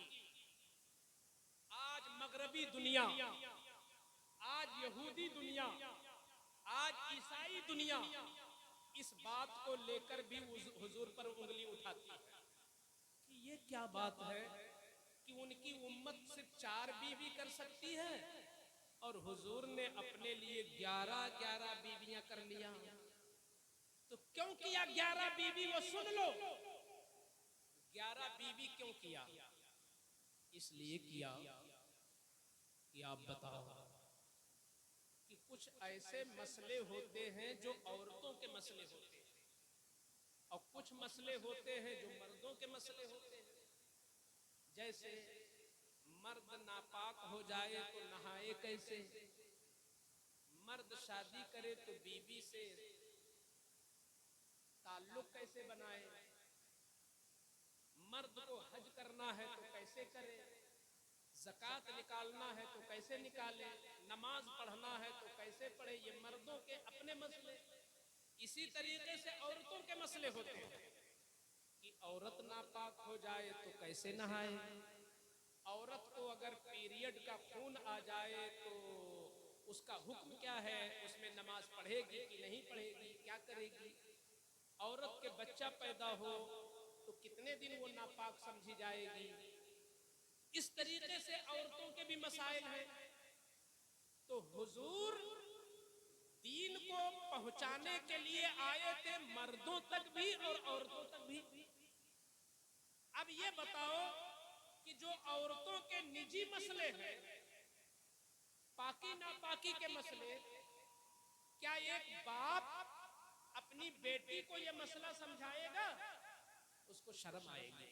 मसलन हम मुफ्ती हैं, मगर हम अपनी बेटी को बैठा के नहीं सिखा पाएंगे कि बेटी जब तुम नापाक हो तो इस तरह नहाओ, या तुमको जो खून आता है उसका रंग ऐसा होगा और उसका कलर ऐसा होगा और उसके दिन इतने होंगे। ये हमारी गैरत और हमारी शर्म और हमारी हया ये गवारा नहीं करेगी। हम भी उसको सिखवाएंगे तो किसी औरत से सिखवाएंगे। तो इसी तरीके से हुजूर इल्म पहुंचाने आए थे मर्दों तक भी औरतों तक भी। तो औरतों तक ये मसला कौन पहुंचाता? औरतों तक ये मसला कौन पहुंचाता? एक बीवी से नहीं हो सकता था। इसलिए मुस्तफा ने 11 बीवियां कर ली ताकि वो हुजूर से सीख ले और उम्मत तक पहुंचा दे, ताकि हुजूर का दीन सब तक पहुंच जाए। ये मेरे हुजूर की शान है। यही वजह है कि एक औरत एक दिन हुजूर के पास पहुंच गई और कहने लगी, ऐ अल्लाह के रसूल, मुझको हैज आता है और मैं हैज से फारिग हुई हूँ, यानी माहवारी का खून आया और बंद हो गया, अब मुझको नहाना है तो कैसे नहाना? तो हुजूर ने फरमाया कि रुई ले लो और रुई में खुशबू लगा लो और जाके नहा लो। तो वो औरत समझ नहीं पाई कि रुई ले ले, रुई में खुशबू लगा ले और फिर जाके नहा ले, कैसे नहा ले? तो फिर पूछा, या रसूल अल्लाह कैसे नहा ले? अब हुजूर मारे शर्म के कुछ नहीं कह पा रहे। हुजूर कहते जाओ नहा लो। उसने तीसरी बार कहा तो हजरत आयशा मौजूद थी, उन्होंने हाथ पकड़ा उस औरत का और अंदर ले गई, कहा आ हम बताती हैं कैसे तू नहाएगी। जहां पर खून लगा है, जहां से खून निकला है, वहीं पर रुई से साफ कर दे ताकि बदबू खत्म हो जाए और उसके बाद नहा ले। ये हुजूर कहना चाहते हैं। इससे पता चला कि औरतों के जो मसले थे वो हुजूर अपनी जबान से नहीं कह सकते थे, न सहाबा कह सकते थे। इसलिए मेरे आका ने 11 औरतों को अपने साथ रख करके सब कुछ सिखा दिया और उन औरतों ने औरतों तक पहुंचा दिया। इस तरह हुजूर का दीन सब तक पहुंच गया। तो मेरे आका ने 11 शादी नफ्स के लिए नहीं किया, दीन फैलाने के लिए किया। दीन फैलाने के लिए किया है। यही वजह है कि हुजूर अभी दुनिया में पैदा भी नहीं हुए, लेकिन हुजूर की बरकतें दुनिया में आ चुकी थी। अच्छा ये बताइए, आजकल सूरज कितने बजे निकलता है?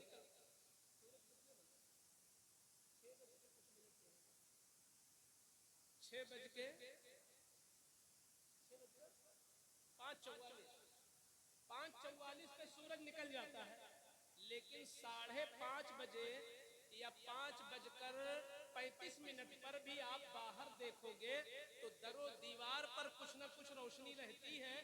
पता चल जाता है कि सूरज निकलने वाला है। पता चला सूरज का मिजाज ये है और सूरज की पहचान ये है कि वो निकलता बाद में है, निकलने से पहले ही उसकी अलामत और उसकी पहचान सामने आ जाती है। जब वो निकलने के करीब होता है तभी से रोशनी आने लगती है। इसी तरीके से हुजूर भी आसमान के सूरज नहीं है, वो नबूवत के सूरज है। अभी हुजूर पैदा भी नहीं हुए और हुजूर के बरकत से लोगों का दिल नर्म होने लगा था। एक सहाबी हैं जिनका नाम है हजरत कैस इब्ने आसिम। एक दिन मेरे आका ने सहाबा की मौजूदगी में एक हदीस इरशाद फरमाई, मल्लम यरहम सगीरना वलम युअक्किर कबीरना फलैसा मिन्ना। जो छोटों पर शफकत न करे और जो बड़ों की इज्जत न करे वो हमारा मानने वाला नहीं है, वो हमारा फॉलोअर नहीं है। जो छोटे पर शफकत न करे और जो बड़ों की इज्जत न करे वो मेरा नहीं है। इतना सुना तो कैस इब्ने आसिम रोने लगे। ऐसे आंखों से जैसे कि मूसलाधार बारिश हो रही हो, गिड़गिड़ा गिड़गिड़ा के रोने लगे। मेरे आका ने पूछा कैस रोने की वजह क्या है? मैंने तो ये कानून बताया है कि छोटों पर शफकत न करे और बड़ों की इज्जत न करे, वो मेरा नहीं है। तो कैस इब्ने आसिम कहते या रसूल अल्लाह आज ये पता चला जब आपने बताया, आप पैदा नहीं हुए थे तो बड़ा बुरा माहौल था। यहाँ के लोग अपनी लड़कियों को जिंदा गाड़ते थे और जो जितनी ज्यादा लड़की गाड़ दे वो उतना ही बड़ा पहलवान होता था। तो लोग पहलवान बनने के लिए अपनी लड़कियों को पैदा होते ही गाड़ देते थे। या रसूल अल्लाह मैं वो बदनसीब हूं कि मैंने भी 7 लड़कियों को, अपनी लड़कियों को जिंदा गाड़ा है आपके पैदा होने से पहले। लेकिन आज मैं एक बात आपसे पूछना चाहता हूं, क्योंकि ये बात आप ही बता सकते हो, क्योंकि आपने खुदा को भी देखा है और दुनिया का कोई इंसान खुदा को नहीं देखा। आप बता सकते हैं। तो मेरे आका ने पूछा क्या पूछना चाहते हो? तो कैस कहते हैं कि मैंने जब 6 लड़कियों को गाड़ा तो कुछ नहीं हुआ, नॉर्मल था मामला। लेकिन जब 7वीं लड़की का मामला आया तो बड़ा अजीब व गरीब हादसा पेश आया। मेरे आका ने पूछा क्या हुआ? तो कैस इब्ने आसिम कहते हैं या रसूल अल्लाह सल्लल्लाहु अलैहि वसल्लम जब 6 लड़कियों को गाड़ा तो ले गया और कब्रिस्तान में खोदा और उनको गाड़ दिया। मगर जब 7वीं लड़की पेट में आई तो मैं मुल्क शाम जा रहा था तिजारत करने। मैंने अपनी बीवी को बुलाया और कहा सुन तेरे पेट में बच्चा है, हो सकता है लड़का हो या हो सकता है लड़की हो। सुन मैं जा रहा हूं, न जाने कब वापस आऊं। अगर पैदा होने वाला लड़का होगा तो बाकी रखना और लड़की होगी तो मेरा इंतजार मत करना, उसको फौरन मार देना। ये मैंने अपनी बीवी को कहा और मैं चला गया। मैं जब वापस आया 2 साल के बाद तो मेरी बीवी फारिग हो चुकी थी। मैंने कहा क्या हुआ बेगम, बच्चा हुआ था कि बच्ची? तो मेरी अहलिया ने कहा कि लड़की हुई थी और आपने कहा था मार डालना, तो मैंने फौरन मार डाला। जबकि बीवी ने झूठ बोला, बीवी ने झूठ बोला। वो पैदा तो लड़की हुई थी मगर उसने मारा नहीं था, उसने मारा नहीं था, इसलिए कि माँ अपनी ममता को अपने हाथ से नहीं दबा सकती। कितनी भी गुजरी हो माँ, मगर कोई माँ अपने बच्चे का गला कैसे दबाएगी? तो उसने दबाया नहीं बल्कि अपने शौहर के डर से किसी के यहाँ रख दिया और कहा सुनो जब मेरा शौहर आएगा तो मैं चुपके चुपके से आकर के मिल जाऊंगी और तुम अपने पास पालो इसको।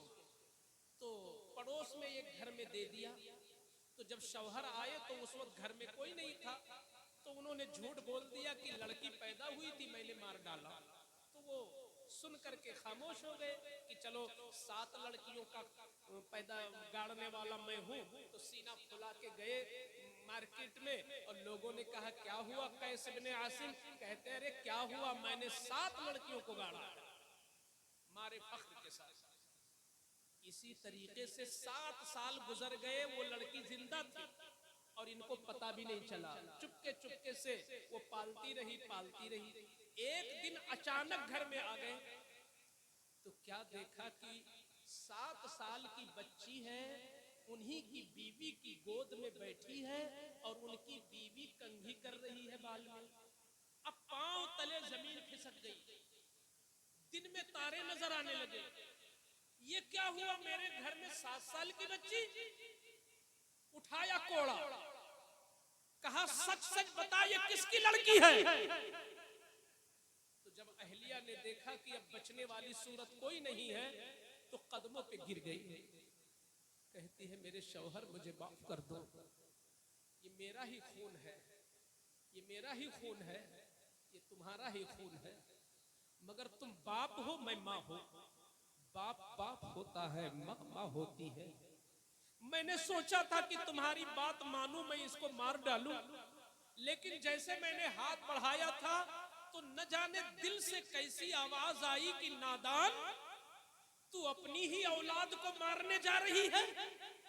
अरे औलाद से तो माँ बाप का नाम रोशन होता है और तू अपनी बच्ची को खुद मार रही है। एक बंदर भी अपने बच्चे को नहीं मारता, तू इंसान हो के अपनी बच्ची को मार रही है। तो कहती है ये ख्याल आया तो मैंने बच्ची को मारा नहीं, आपके डर से छुपा के रखा है। लेकिन मैंने 7 साल तक इसको पालते पालते पालते पालते अब इसके एक एक बाल से मुझको मोहब्बत है। अब इसके नाखून से लेके सर तक इसके पूरे वजूद से मुझको मोहब्बत है।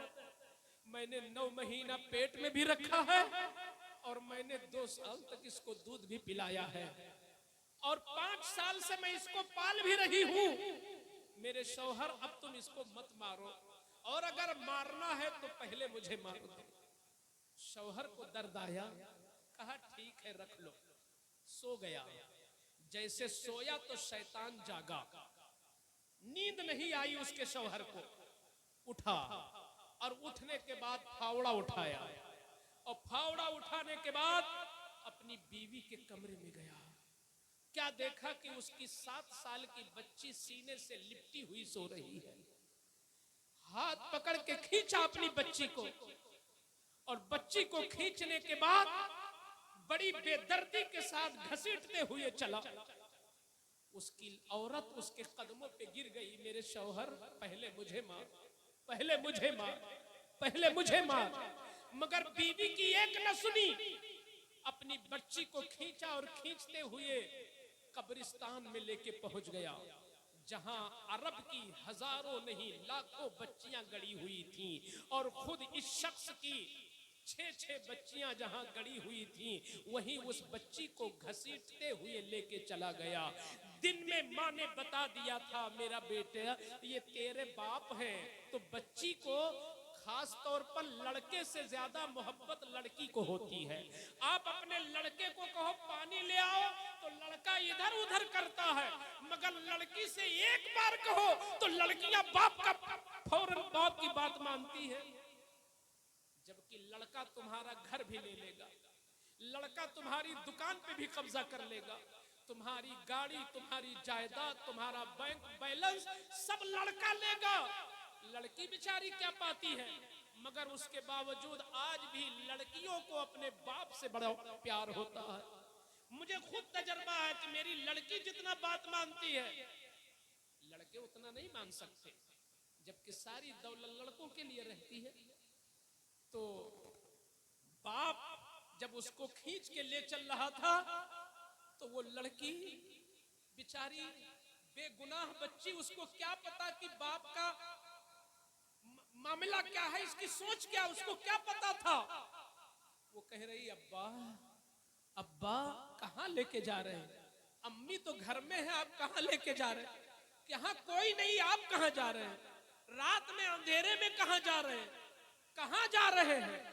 मगर उस पर शैतान सवार था, उसने कुछ ना सुना। बच्ची को घसीटते हुए मैदान में लेके पहुंच गया। तारीख रात में बच्ची भगे तो कहां भगे, जाए तो कहां जाए। बैठ गई, सोचा कि मेरा बाप कुछ काम कर रहा है। वो उसकी मौत का इंतजाम कर रहा था, कब्र खोद रहा था, कब्र खोद रहा था। जब गड्ढा खूब गहरा हो गया, हजारों मन मिट्टी निकल गई, तो अपनी लड़की का हाथ पकड़ा और बेदर्दी से अंदर डाल दिया। बच्ची चिल्ला रही अब्बा क्या कर रहे हैं, क्या कर रहे हैं?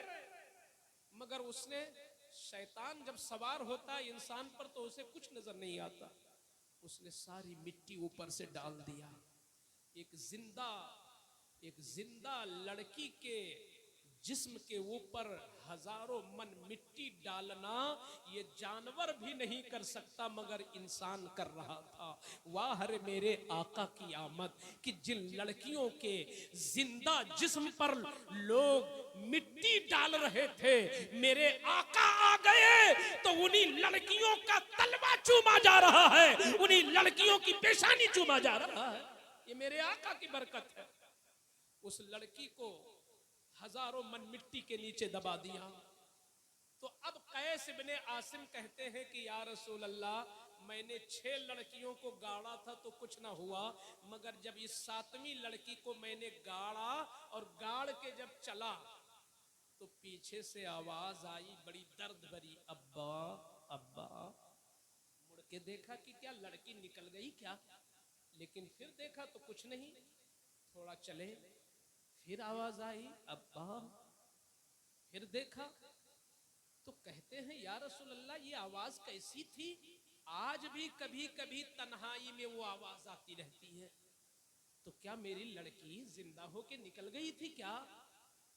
तो मेरे आका फरमाते हैं सुनो कैस, तुमने जब 6 लड़कियों को गाड़ा था तो मेरी पैदाइश बहुत दूर थी अभी, लेकिन जब 7वीं लड़की को गाड़ रहे थे तो मैं आमना के आंगन में पैदा हो रहा। ये मेरी आमद की बरकत थी कि तुम्हारा दिल साफ हो रहा था। वो लड़की की आवाज नहीं, तुम्हारे दिल की आवाज थी। सूरज निकलता है तो दीवार रोशन होती है, मुस्तफा पैदा हुए तो दिल रोशन हो गए। जिनकी आमद की बरकत से लोगों के दिलो दिमाग मुनव्वर हो रहे थे, ये मुस्तफा की आमद की बरकतें थी। आज मगलसी के लोगों ने उसी नबी की शानो अजमत में अपने खिराज और अपनी मोहब्बत के नजराने पेश करने के लिए हम बैठे हैं। आज हम इस मिलाद की महफिल में कुछ अहद करके उठते हैं। क्या सिर्फ हुजूर की मिलाद पढ़ लेने ही से हमारी बख्शिश हो जाएगी? क्या सिर्फ मिलाद हमें सुना देने से क्या रसूलुल्लाह की शफाअत हमें मुकम्मल मिल जाएगी? नहीं, हमें कुछ मेहनत भी करना पड़ेगा। हमें उस मिलाद वाले आका का किरदार भी अपने अंदर उतारना होगा। ये इतने लोग बैठे माशाअल्लाह, रात के इस हिस्से में इतना मजमा, मुझे लगता है कि कराने वालों में खुलूस है, वरना इस मौके पे तो लोग भागने लगते हैं। या तो फिर ये है कि आप लोग मोहब्बती हैं, या फिर मिलाद कराने वालों में बड़ा खुलूस है, वरना तो 12 बजे के 12 जैसे घड़ी में बजते हैं, ऐसे लोगों के मुंह पे भी 12 बजने लगते हैं। मगर ये मेरे हुजूर की शान है, शायद इस मिलाद की महफिल को रसूलुल्लाह ने कबूल कर लिया है, और मेरे आका जिसे कबूल कर ले तो क्या शान है। हुजूर सल्लल्लाहु अलैहि वसल्लम के किरदार को भी हमें आज अहद करना है। क्या मेरे आका सल्लल्लाहु अलैहि वसल्लम ने अपनी जात का बदला किसी से नहीं लिया। आपके खादिम थे हजरत अनस, 10 साल तक खादिम रहे, नौकर रहे, मगर कहते हैं कि मेरे आका का अखलाक इतना बुलंद था, इतना बुलंद था कि 10 साल में कभी ये भी नहीं कहा कि तुमने ये क्यों किया या तुमने ये क्यों नहीं किया। एक बार भी है कोई ऐसा शख्स जो अपने नौकर को इतना भी न बोले 10 साल में? हम लोग तो रोजाना नौकरों को कोस देते हैं।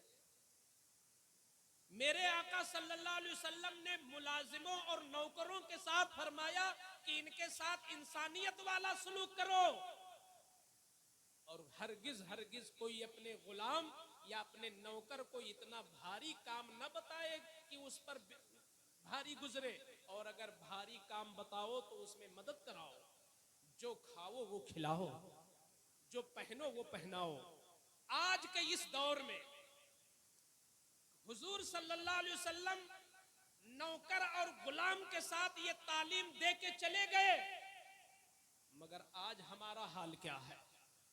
अगर हम किसी महकमे के मालिक हैं, अगर हम किसी फैक्ट्री के मालिक हैं, अगर हम किसी मदरसे के मालिक हैं, और नहीं कुछ तो किसी मस्जिद के मुतवल्ली ही हैं, तो हमारा अखलाक इतना कड़वा होता है कि हम अपने आगे किसी को समझते नहीं। हम इतने बड़े तुर्रम खा हो जाते हैं कि लगता है हम दूसरी मखलूक है या दूसरी मखलूक है। नहीं, हुजूर की मिलाद सुनते हो तो हुजूर का अखलाक भी लाओ। इंसान, हर इंसान काबिल कद्र है। इंसानियत की वजह से तुम हर इंसान की ताजीम करो, और अगर तुमको अल्लाह रुतबा दे तो कभी रुतबे पे आकर के घमंड नहीं होना चाहिए। जिस दिन घमंड हो गया समझो उसी दिन तुम नीचे जा रहे हो। आज इंसान 2 चीजें सिर्फ जानना चाहता है, या तो इंसान की तारीफ करो या तो इंसान की तारीफ करो, चापलूसी करो, तो उसको मजा आता है, या फिर उसको पैसा मिले। दो चीज के अलावा कोई खुश होना नहीं चाहता है। और तारीफ सुनने का मिजाज बनाना ये जहर है। जो तारीफ अपनी सुनना चाहता है, समझो कि फिर वो हिलाकत के करीब जाना चाहता है, क्योंकि तारीफ जो सुनने का आदी हो जाता है, उसके अंदर तकब्बुर आ जाता है। और हुजूर फरमाते हैं कि जिसके दिल में तकब्बुर एक राई के दाने के बराबर होगा, वो जन्नत की खुशबू नहीं पाएगा। आज हमें तकब्बुर से बचने की जरूरत है। तकब्बुर होता कैसे है? तारीफ करते करते लोग तकब्बुर वाला बना देते हैं। आज का दौर ऐसा चापलूसी का दौर है। अरे माशाअल्लाह, आपकी नात का क्या कहना, माशाअल्लाह, बड़ी अच्छी नात आप पढ़ते हैं, बड़ी अच्छी तकरीर आप करते हैं। अब इंसान फूल गया अंदर से। तकब्बुर जहर है, तकब्बुर जहर है। हजरत उमर का वो वाकया नहीं सुना कि जब बैतुल मुकद्दस फतह करने जा रहे थे और अपने ऊंट पर सवार होकर के फटा पुराना जुब्बा पहन के जा रहे थे, तो साथियों ने कहा हुजूर सवारी बदल ले और जुब्बा भी बदल ले। तो आपने कहा क्यों? तो साथियों ने कहा कि आप अमीरुल मोमिनीन हैं। अमीरुल मोमिनीन यानी तमाम मुसलमानों के सरदार हैं आप। तो ये दुश्मन क्या कहेंगे कि सरदार फटा पुराना कपड़ा पहनता है इनका, तो उनकी निगाह में इज्जत चली जाएगी। तो हुजूर जरा जुब्बा बदल लीजिए, क्योंकि आपके जुब्बे में 12 पेवंद लगे थे। आज 10,000 कमाने वाला भी सोचता है कि मैं खूब अच्छा ही पहनूं, कहीं मेरी तौहीन न हो जाए। जो अमीरुल मोमिनीन थे, पूरे मुल्क नहीं पूरे आलम के मुसलमानों के पेशवा थे, उनके जिस्म पर जो जुब्बा था 12 टुकड़े थे उसमें। तो लोगों ने कहा हुजूर जुब्बा बदल लीजिए। तो उनके कहने पर जुब्बा बदल लिया और अपनी सवारी भी बदल लिया। अब अरबी घोड़ा, खूब तेज रफ्तार हसीनो जमील घोड़ा, बैठे और जुब्बा पहनकर चले। थोड़ी दूर चले तो लगाम खींचा और जोर से कहा हलाका उमर, हलाका उमर, उमर हलाक, उमर बर्बाद हो गया, रोको सवारी, रोको सवारी, उमर बर्बाद हो गया। लोगों ने कहा हुजूर क्या हुआ? तो फरमाते हैं सुनो, जब मैंने अपना लिबास देखा और अपना घोड़ा देखा तो दिल में आ गया कि मैं कुछ हूं। और जब दिल में ये आ जाए कि मैं कुछ हूं, तो ये तो तकब्बुर है। और हुजूर फरमाते हैं कि जिसके दिल में तकब्बुर हो वो जन्नत की खुशबू नहीं पाएगा। लो घोड़ा तुम लोग अपना, ये जुब्बा उतारो, मेरा वही पुराना जुब्बा लाओ। ये उनकी शान थी जिन्होंने हुजूर को देखा था, जो हुजूर की महफिलों में बैठकर जिन्होंने दीन पर सीखा था। कैसे सादा लोग थे, मिजाज में कैसी सादगी थी, कैसे मुसलमान थे। आज हमें जरूरत है कि हम भी कुछ तो सीखें। अपने अखलाक में मिठास लाओ, अपने अखलाक में मिठास लाओ। छोटे से मोहब्बत और बड़े की इज्जत, और तकब्बुर नहीं आना चाहिए। तकब्बुर से बचने का 3 रास्ता है, आज मैं सिखा दूं आपको। तकब्बुर से बचने का 3 रास्ता है। जब कोई तुम्हारी तारीफ करे, जैसे मिसाल के तौर पर कोई कहे आपका हुस्न बड़ा अच्छा है, या आपकी तकरीर बहुत अच्छी है, या आपकी आवाज बहुत अच्छी है, तो तकब्बुर से बचना है। तो बुजुर्गों ने लिखा है कि जब कोई तुम्हारी तारीफ करे तो तुम अल्लाह की तारीफ करने लगो। जैसे कोई कहे आपने तकरीर अच्छी की, तो आप कहो अल्लाह, सारी तारीफ अल्लाह के लिए है जिसने इस तरह तकरीर करने की तौफीक अता फरमाए। तो तुम तकब्बुर से बच जाओगे। तो जब बंदा तुम्हारी तारीफ करे तो तुम अल्लाह की तारीफ करो। ये तरीका बुजुर्गों ने सिखाया है। तो लिहाजा कोई भी तारीफ करे तो फूलने की जरूरत नहीं है। जैसे तुम्हारी तारीफ हो तो तुम अल्लाह की तारीफ करने लगो। यही वजह है, आप देखें तो कि शैतान कितना बड़ा दुश्मन है और कैसे घुस घुस करके हमें बर्बाद करता है। अरे जब शेख अब्दुल कादिर जिलानी को नहीं बख्शा, शेख अब्दुल कादिर जिलानी जिन्होंने 25 साल तक जंगल के पत्ते खाए, जिन्होंने 40 साल तक इशा के वजू से फजर पढ़ी, उनके पास शैतान पहुंच गया और क्या कहता है, या अब्दुल कादिर, ऐ अब्दुल कादिर सुनो, मैं तुम्हारा रब हूं, तुम्हारी इबादत से खुश हूं, मैंने नमाज माफ कर दिया। तो शेख अब्दुल कादिर जिलानी समझ गए ये शैतान ही होगा, क्योंकि जब हुजूर पर नमाज माफ नहीं हुई तो अब्दुल कादिर पर कैसे माफ होगी। तो आपने लाहौल पढ़ा तो शैतान है, तो शैतान का हरबा देखो। उसने फिर दूसरा वार किया, कहा कि ऐ अब्दुल कादिर, आज तेरे इल्म ने तुझे बचा लिया, तेरे इल्म ने तुझे बचा लिया, वरना तेरे जैसे 70 वलियों को मैं बर्बाद कर चुका हूं।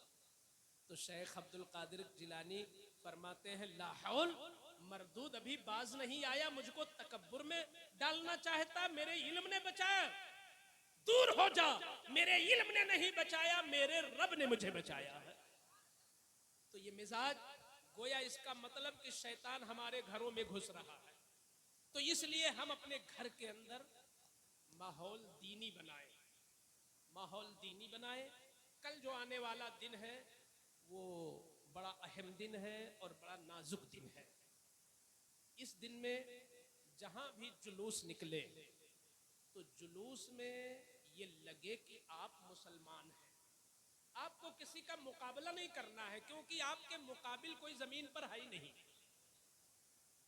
आपके मुकाबिल कोई है ही नहीं रोए जमीन पर। आप हुजूर के उम्मती हो और हुजूर की उम्मत सबसे बेहतर होती है। हम किसी का मुकाबला नहीं करते कि वो जुलूस निकालते हैं इस तरह, वो निकालते हैं इस तरह, तो हम भी निकालेंगे इस तरह। नहीं, आपका जुलूस निकले तो लगे कि ये मुसलमान का जुलूस है। ठीक। दूसरी चीज, जो बच्चे उसमें शरीक हों, उनके मुंह में पान, गुटखा, बीड़ी, तंबाकू, सिगरेट या किसी किस्म की ऐसी चीजें न हो, ताकि तुम्हारी जबान भी सुथरी रहे और तुम्हारा दिल भी पाकीज़ा रहे, क्योंकि पाकीज़ा नबी का जुलूस है वो। दूसरी चीज, अगर जुलूस के वक्त में नमाज का वक्त हो जाए तो जुलूस निकालना जायज है और नमाज पढ़ना फर्ज ऐन है। जुलूस को रोक दो और नमाज पढ़ करके फिर जुलूस में शरीक हो। वो जुलूस हुजूर क्या कबूल करेंगे जिसमें अल्लाह की नमाज छूट जाए। तो इसलिए नमाजों की पाबंदी के साथ जुलूस निकालना है। सबके सर पे टोपी होनी चाहिए, सबके सर पे टोपी हो और दुरूद व सलाम लब पे हो। नाराबाजी बहुत ज्यादा नहीं, वक्त वक्त पे नारा लगा ले, ज्यादातर दुरूद पढ़े, निगाह नीची हो। हुजूर तो बहुत सुनते हैं ना, चिल्लाने की जरूरत क्या है। उनकी निगाह भी तेज है और उनके कान की समात भी बहुत तेज है, तो वो फिर सुनते ही हैं। तो इसलिए बाहया बावकार हो करके, निगाहों को नीची करके जहां भी जुलूस में शरीक हो, शराफत के साथ, नजाबत के साथ, दुनिया मजबूर हो जाए कि ये कैसी कौम है, हम इनको उकसाते हैं तो ये कुछ असर नहीं करता, हम इनको जज्बात में लाते हैं तो ये जज्बात में नहीं आते। उनको मजबूर कर दो आप इस बात पर कि हम जज्बात में आने वाले लोग नहीं हैं, हम सब्र शुक्र वाले लोग हैं। वक्त आता है तो हम सब कुछ करते हैं, लेकिन हम हमेशा कांटों का जवाब मेरे नबी ने फूल से दिया है। हम हुजूर की उम्मत हैं, हमारे लिए सब्र के बदले में जन्नत है। आप इस जज्बे के साथ जुलूस में शरीक हो और हो सके तो अपने घरों में थोड़ी थोड़ी मिलाद भी कर लेना। और ये जो रात का बाकी हिस्सा बचा है, मुमकिन हो जिसके लिए जगने की तो वो इबादत, रियाजत, तिलावत में जग ले। और अगर जो सोए तो खुदा के वास्ते फजर जरूर पढ़ना। अगर आपने फजर छोड़ दिया तो मुझे लगता है कि शायद मेरा आना कारामद नहीं होगा। मैंने तकरीर सुनाई, आपने नमाज छोड़ दी। तकरीर सुनना मुस्तहब है, नमाज पढ़ना फर्ज ऐन है। इसलिए फजर की नमाज में सब लोग शामिल हों और नमाज फजर के बाद ही जुलूस में शरीक हो, वक़ार के साथ, इत्मीनान के साथ। अल्लाह ताला हुजूर की मीलाद की बरकतें सबों को अता फरमाए। जितनी माँ बहनें शरीक हैं उन्हें उम्महातुल मोमिनीन का सदका अता फरमाए और उनके ऊपर भी हुजूर की रहमतों के बादल बरसे, हम सब पर भी हुजूर की रहमतों के बादल बरसे। हमारा ये जज्बा है कि खाक हो जाए अदू जलकर मगर हम तो रजा, दम में जब तक दम है जिक्र उनका सुनाते जाएंगे। या रसूल अल्लाह, तुम जो न थे तो कुछ न था, तुम जो न हो तो कुछ न हो, जान हो तुम जहान की, जान है तो जहान है। अल्लाह ताला मिलादे मुस्तफ़ा के बरकत से आपके सीने को, आपके दिलो दिमाग को, आपकी आंखों को नूर बख्शे और इस बस्ती में एक नया इनकलाब आए, मुसलमानों में इत्तिहाद हो, मुसलमानों के दरमियान से हसद की आग खत्म हो, मोहब्बत की लिपट हो। यही मीलाद का पैगाम है, यही मीलाद का सबक है। अल्लाह ताला इस महफिल उज़्मा को कबूल फरमाए। जो कुछ मैंने बोला, मेरे बोलने में, आपके सुनने में अगर कोई गलती हो तो आओ दिल से मिलकर सब लोग कलमा पढ़ते हैं, ला इलाहा इल्लल्लाहु मुहम्मदुर रसूलुल्लाह सल्लल्लाहु तआला अलैहि वसल्लम, वमा अलैना इल्लल बलाग। अस्सलामु अलैकुम व रहमतुल्लाह।